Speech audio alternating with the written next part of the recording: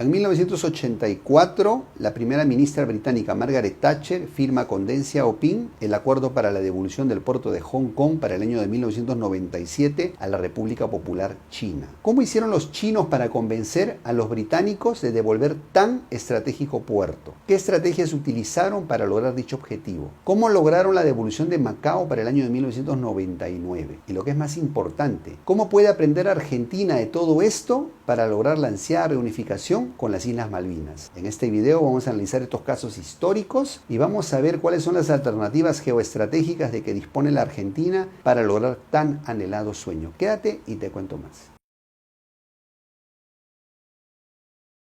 Muy bien, antes que nada vamos a analizar un poco la historia de cómo China pierde estos territorios. En el caso de Macao, China concede este puerto en arriendo y permite la presencia portuguesa desde el siglo XVI, la época de los grandes navegantes como Vasco da Gama. Es porque el gobierno portugués siempre tuvo buenas relaciones con el gobierno chino, lo ayudó en la lucha con la piratería en dicha época y esto le permitió mantener una presencia en Macao continua a lo largo de muchos siglos. Ya en el siglo XX, una China fortalecida empieza a presionar por la devolución de dichos territorios, pero digamos que la presencia de Portugal en Macao siempre fue tolerada por el propio gobierno chino por una relación comercial mutuamente beneficiosa hasta cierto punto. En el caso de Hong Kong, la experiencia fue mucho más traumática. Resulta que en el siglo XIX, China exportaba muchos productos a Inglaterra, a Gran Bretaña, entre ellos el té, por ejemplo, y muchas otras cosas, y Gran Bretaña no lograba exportarle casi nada a China. Esto generó un desbalance en la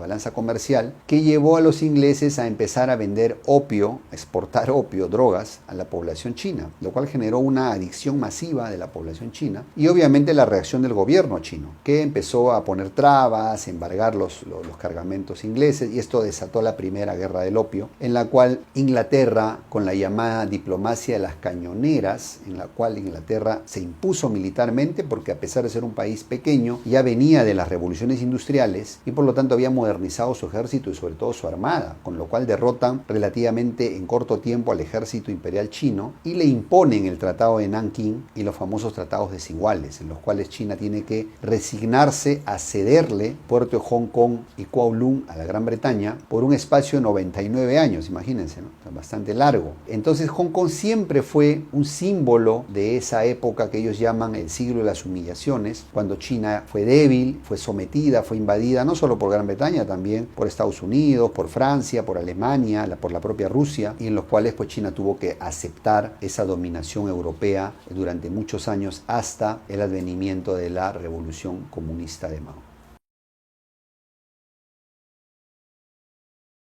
Muy bien, a la caída del Imperio Chino, el advenimiento de la guerra civil, la lucha entre nacionalistas y comunistas, luego la invasión japonesa, Segunda Guerra Mundial y el triunfo final del Partido Comunista en el año de 1949, China intenta reclamar la posesión de dichos territorios, Macao y Hong Kong. Sin embargo, en dicha década, los años 50, carecía de la fuerza, carecía del poderío para poder persuadir y sentar en la mesa de las negociaciones a dichas potencias aún coloniales. Cabe resaltar que en dichos años Portugal va perdiendo y termina de perder su imperio colonial, Angola, Mozambique se independizan, entre otros, Gran Bretaña también, muchas de sus colonias africanas, asiáticas se independizan también, incluida la India, y por lo tanto, digamos que son años en los que ambos imperios empiezan a entrar en una fase de decadencia, de debilitamiento en todo sentido, mientras China empieza a dar pasos para fortalecerse, ¿no? Empieza una etapa de industrialización un poco caótica con el famoso gran salto adelante de Mao, logran en los años 60 poseer la bomba atómica, lo cual los lleva en los años 70 a poder acceder a un sitio como miembro del Consejo de Seguridad Permanente de la ONU, es decir, China venía en ascenso y los países coloniales, Gran Bretaña y Portugal, en descenso, ¿no? Entonces más o menos se empieza a equilibrar la balanza de poder hasta finales de los años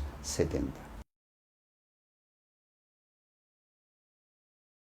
Muy bien, ¿cómo logra China sentar en la mesa de negociaciones a Gran Bretaña y Portugal e imponerle la devolución de sus territorios, incluida su soberanía? Esto básicamente fue una acción, digamos, estratégica diplomática y económica militar. Primero, Recordemos el contexto. Guerra Fría, China era parte de la órbita soviética, era el hermano menor, pero era un gran aliado. Recordemos su intervención en la guerra de Corea y en la guerra de Vietnam. Entonces Estados Unidos estaba decidido a debilitar al bloque soviético, dividiendo la alianza de la Unión Soviética con China. Por lo cual el presidente Nixon viaja a China en los años 70, siendo el primer presidente estadounidense que viajó a China. Logra hacer una serie de tratados con Deng Xiaoping, el nuevo presidente chino a la muerte de Mao, logrando generar una serie de reformas que iban a permitir que China creara el famoso un país, dos sistemas, en el cual China aceptaba tener enclaves en el país con una economía diferente, mucho más liberal, capitalista, abierta a las inversiones de Occidente, lo cual permitía a Estados Unidos su objetivo de debilitar el bloque comunista, dividir a la Unión Soviética y China. A China le permitía fortalecer su economía, con lo cual podía fortalecer también su ejército y por lo tanto podía ejercer una diplomacia mucho más agresiva y mucho más, digamos, dura. Entonces ambos lograban objetivos importantes. En el caso chino, a fines de los 70 y principios de los 80, con esta creación de zonas de economía especial como Guangzhou, Shenzhen, etc., permitieron a China captar muchos capitales, mejorar su industria, por lo tanto mejorar su ejército, su armada y por lo tanto equilibrar la balanza, puede decir desbalancearla. Ya China en ese momento, con bomba atómica incluida, ya era mucho más poderosa que la Gran Bretaña y Portugal, imperios coloniales venidos a menos. Entonces no fue un tema de generosidad británica o generosidad portuguesa la que los llevó a sentarse a la mesa. Tampoco fue la justicia de la causa china, o es decir, que todo el mundo se plegara a la justicia de la causa china y hiciera presión a los gobiernos británico y portugués. No, fue básicamente la fuerza pura y dura, la fuerza de una diplomacia respaldada por una economía fuerte y un ejército fuerte, los que obviamente, y con una política de alianzas también con Estados Unidos, con la convergencia de intereses que tenían en ese momento, obviamente ayudó a que la diplomacia china pudiera imponer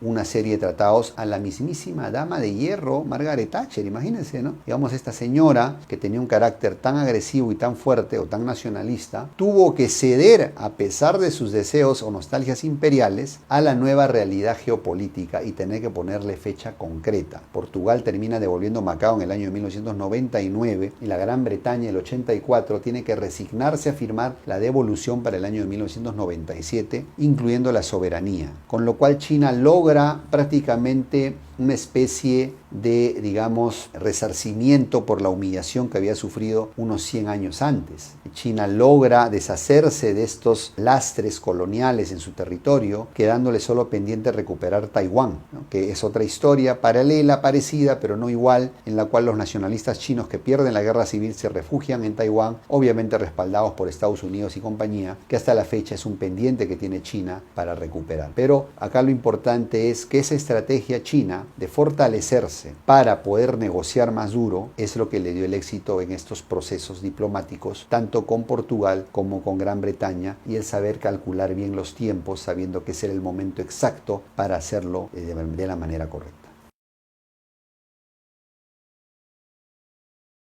En el siglo XIX, en los años 1810 aproximadamente, es que viene todo este proceso independentista de países de Latinoamérica con respecto al Imperio Español, un Imperio Español debilitado, invadido por Napoleón, que es aprovechado para que los movimientos de independencia en toda Latinoamérica puedan triunfar, entre ellos el del Virreinato de la Plata, que dio paso a la República Argentina. La República Argentina nace a la vida política heredando los antiguos territorios del Río de la Plata, y por el principio de uti possidetis obviamente puede poseer todo lo que tenía la corona española en aquella época, entre ellas las Islas Malvinas, que son parte de la plataforma continental argentina, y obviamente después de esa fecha de la independencia también son ocupadas por colonos argentinos en fechas tan tempranas como 1830, 1840. Lamentablemente, la superpotencia de aquella época, la Gran Bretaña en plena expansión, siglo victoriano, un país imbuido en la revolución industrial, con una fuerza armada poderosísima, su armada, la Royal Navy, dominaba los mares,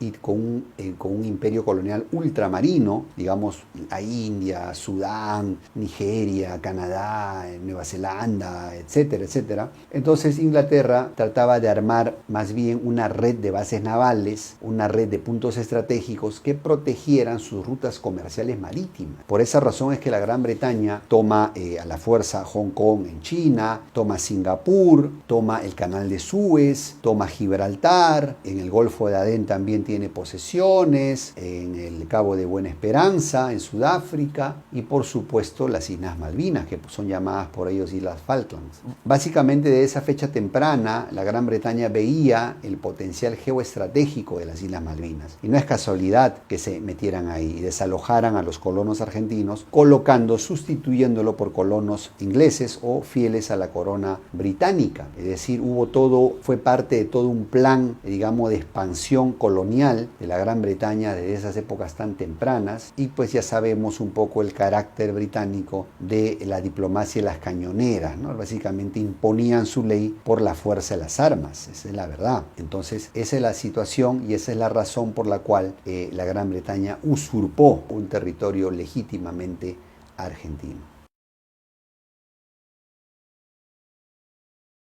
Bueno, ya llegado el siglo XX, el gobierno argentino intentó por diversos medios sentar en la mesa de negociaciones a la Gran Bretaña. Era una época, recordemos, plena Guerra Fría, gobierno militar en Argentina, un gobierno con muy buenas relaciones con Estados Unidos. Digamos que Argentina estaba en el bloque occidental en plena Guerra Fría. Esto, digamos, de alguna manera le dio la confianza al gobierno de facto argentino de sentirse respaldado, ¿no?, por su aliado mayor, que es Estados Unidos.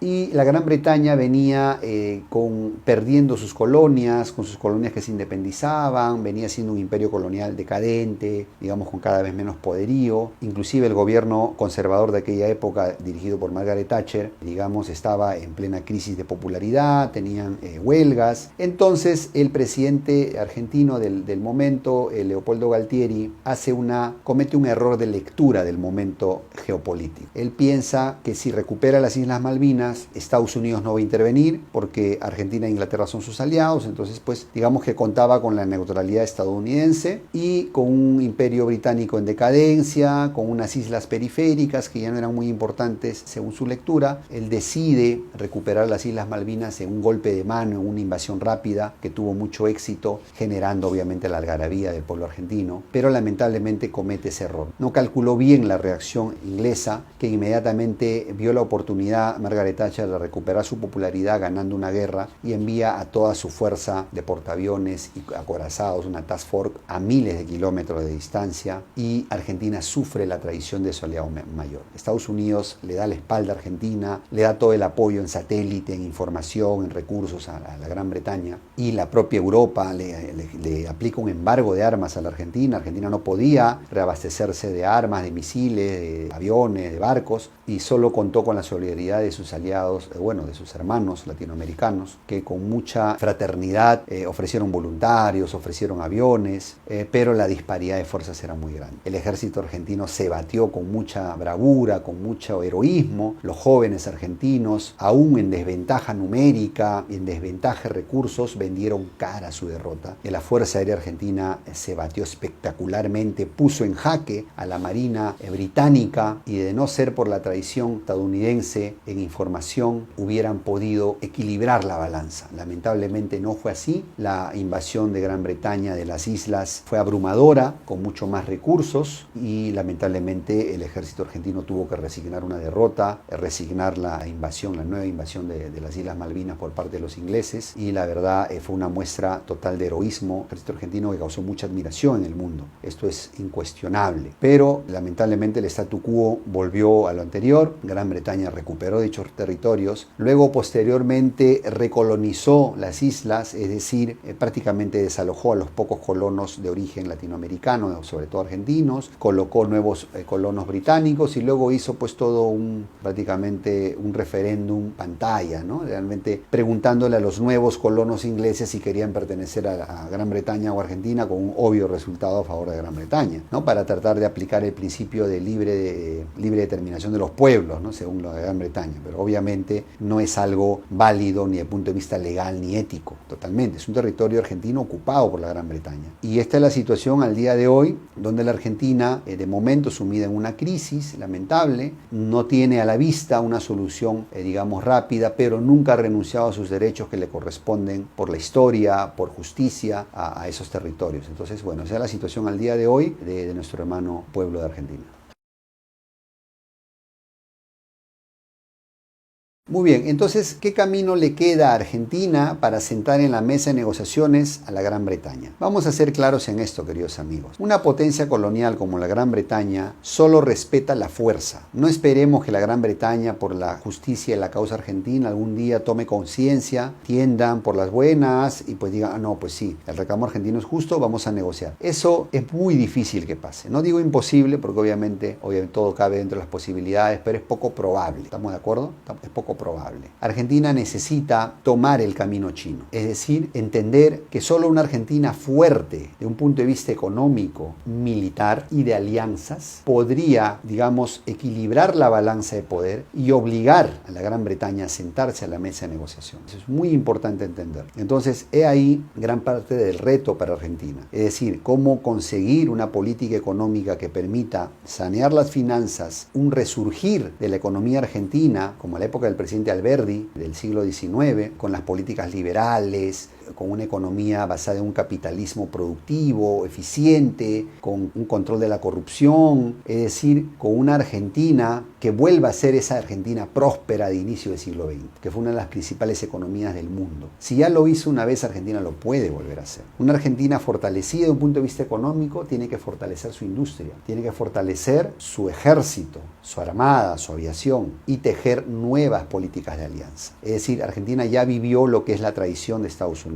Ese binomio Estados Unidos-Gran Bretaña es indisoluble, es un binomio indisoluble. Eso tiene que quedar claro para la élite, para los gobernantes argentinos. Por ahí no va la cosa. Tiene que buscar aliados en el otro lado del planeta, en Asia, en el otro hegemón que se está organizando en este siglo XXI. Entonces, ese camino que va a tomar Argentina de fortalecerse lo va a llevar a dos opciones. Primera opción, Argentina recupera ese impulso de crecimiento que tuvo a inicios del siglo XX, fines del siglo XIX, en la época del presidente Alberdi, donde Argentina logró un capitalismo productivo, una época de prosperidad. Argentina era una de las principales economías del mundo, con una economía liberal, con una economía próspera. Es decir, esa Argentina fuerte podría invertir en industria, podría invertir en militarizarse, en tener una fuerza militar disuasoria y una nueva política de alianzas. Argentina debe entender que de Estados Unidos no puede esperar nada, porque el binomio Estados Unidos-Gran Bretaña es indisoluble. A Argentina le toca tejer aliados nucleares en otro lado, en el bloque BRICS. Rusia, China, India están creciendo. Es decir, en ese bloque puede tener el paraguas nuclear que permite equilibrar la balanza, más el fortalecimiento de su fuerza armada, tendría una buena base fuerte para negociar rudo con la Gran Bretaña y obligarla a devolver las islas. Opción 1. Opción 2, la unión con Latinoamérica, la patria grande. Imagínate un continente unido con más de 17 millones de kilómetros cuadrados, casi tan grande como Rusia, un país de más de 600 millones de habitantes, tercer país más poblado del mundo, con todos los recursos que tiene Latinoamérica, con la reserva de minerales, petróleo, etcétera, gas. Entonces, una Argentina respaldada por todos sus hermanos, obligando a Gran Bretaña a sentarse, porque si no, Gran Bretaña perdería el acceso a los mercados de Latinoamérica, perdería el acceso a los recursos de Latinoamérica, y es un lujo que Gran Bretaña no se puede dar, una Gran Bretaña decadente en este momento. Entonces, obligada por la fuerza, la presión de la diplomacia, la presión de la fuerza económica, militar, industrial, tendría que sentarse y entender que debe devolver ese territorio que solamente fruto de su nostalgia imperial caduca, no tiene cabida en este siglo XXI, siglo de la descolonización plena. Entonces tiene que entender, y son los dos caminos que Argentina dispone para poder resolver este problema de la mejor manera, de una manera inteligente, de una manera fuerte. Ya es tarea de los hermanos argentinos llevarla a cabo, pero creemos que es totalmente factible, dado de que el ejemplo chino está mostrando que es un camino posible en la negociación con las grandes potencias.